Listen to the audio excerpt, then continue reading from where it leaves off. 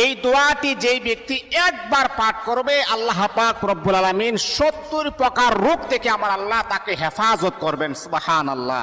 বড় মর্যাদাশীল একটি দোয়া আমার প্রিয় বন্ধুগণ। একবার যদি আপনি পাঠ করেন, এর মাঝে নিম্ন স্তরে যেই অবস্থাটা সেটা হচ্ছে আল্লাহ পাক রব্বুল আলামিন আপনার দরিদ্রতাকে আমার আল্লাহ দূর করে দিবেন। আপনি অনেক অভাবের ভিতরে আছেন, মাত্র একবার আপনি পাঠ করুন, দিনের বেলা অথবা রাতের বেলা যে কোনো নামাজের পরে একবার পাঠ করুন, আল্লাহ পাক রব্বুল আলামিন 70 প্রকারের বিপদ থেকে আমার আল্লাহ কুদরতিভাবে হেফাজত করবেন। এর মাঝে এক নাম্বার হচ্ছে দরিদ্রতা। কোনো মানুষ এমন নাই যে তার দরিদ্রতা নাই, দরিদ্রতা থেকে আমার আল্লাহ আপনাকে হেফাজত করবেন।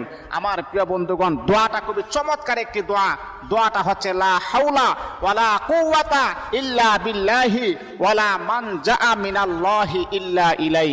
এই দোয়াটা একবার পাঠ করবেন, আল্লাহ পাক আপনাকে 70 প্রকারের বিপদ থেকে কুদরতিভাবে আমার আল্লাহ হেফাজত